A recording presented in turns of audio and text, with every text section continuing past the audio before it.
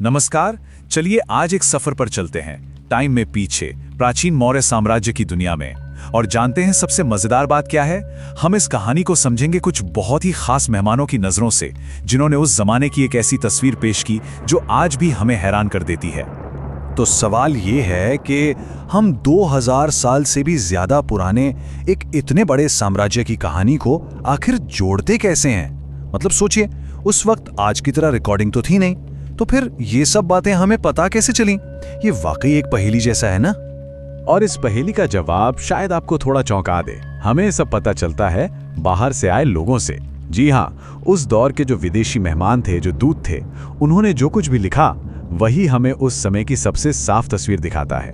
और आज हम इसी दिलचस्प पहलू पर बात करने वाले हैं। तो हमारा सफर कैसा रहेगा? देखिए, हम शुरुआत करेंगे चंद्रगुप्त और उनके दरबार में आए मेगास्थनीज से, फिर आगे बढ़ेंगे बिंदुसार और डायमेकस तक, और फिर सम्राट अशोक और डायनीशियस की कहानी देखेंगे। और आखिर में हम ये समझने की कोशिश करेंगे कि इस पुरानी डिप्लोमेसी से हमारे लिए क्या सबक हैं। तो कहानी का पहला पड़ाव, मौर्य साम्राज्य के संस्थापक सम्राट चंद्रगुप्त मौर्य का दरबार। यहीं पर एक ऐसे दूत आते हैं जो इतिहास लिखने का अंदाज ही बदल देते हैं। ये थे मेगास्थनीज। इन्हें भेजा था सेल्यूकस निकेटर ने सीधे चंद्रगुप्त मौर्य के दरबार में, और उनका सबसे बड़ा, सबसे जरूरी काम था एक किताब, इंडिका। और ये इंडिका कोई मामूली किताब नहीं थी।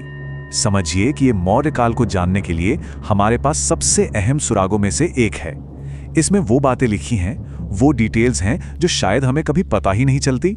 तो मेगास्थनीज ने लिखा क्या क्या? अरे क्या नहीं लिखा। समाज कैसा था, कल्चर कैसा था, सरकार कैसे चलती थी, भूगोल क्या था, यहाँ तक कि लोगों के रोज की जिंदगी कैसे थी, उनके रीति रिवाज क्या थे। मतलब उन्होंने उस जमाने के भारत की एक जीती जागती, चलती फिरती तस्वीर खींच दी थी। अब कहानी यहीं खत्म नहीं होती। ये जो डिप्लोमेसी का सिलसिला था, ये चंद्रगुप्त के बाद भी चलता रहा। अगली पीढ़ी आई, उनके बेटे बिंदुसार का दौर आया, और ये परंपरा ये भी जारी रही। तो इस बार मैदान में थे डायमेकस, जिन्हें सीरिया के राजा एंटियोकस प्रथम ने भेजा था सम्राट बिंदुसार के पास। उन्होंने भी इसी डिप्लोमेटिक विरासत को आगे बढ़ाया, लेकिन उनका फोकस थोड़ा अलग था। डायमेकस का काम इसलिए इतना जरूरी है क्योंकि उन्होंने मौर्य साम्राज्य के पॉलिटिकल और डिप्लोमेटिक सिस्टम पर बहुत गहराई से लिखा। उनकी वजह से हमें पता चलता है कि सरकार चलती कैसे थी, उनके नियम कानून क्या थे। चलिए अब चलते हैं मौर्य साम्राज्य के सुनहरे दौर में, सम्राट अशोक के समय में। और यहाँ एक तीसरे अहम दूत आते हैं जो ये दिखाते हैं कि मौर्य साम्राज्य का दबदबा और उनके रिश्ते कितनी दूर दूर तक फैले हुए थे। इनका नाम था डायोनिशियस, और ये आए थे मिस्र से, जिन्हें वहां के राजा टॉलमी फिलाडेल्फिस ने भेजा था। सोचिए, अब मौर्य साम्राज्य के रिश्ते सीधे मिस्र तक पहुंच चुके थे। ये कोई छोटी बात नहीं थी। डायनेसियस का रोल बहुत ही स्ट्रेटेजिक था। उन्होंने मौर्य साम्राज्य और मिस्र के बीच ट्रेड यानी व्यापार को मजबूत करने में बहुत बड़ा काम किया। मतलब अब रिश्ते सिर्फ डिप्लोमेटिक नहीं बल्कि इकोनॉमिक भी हो रहे थे।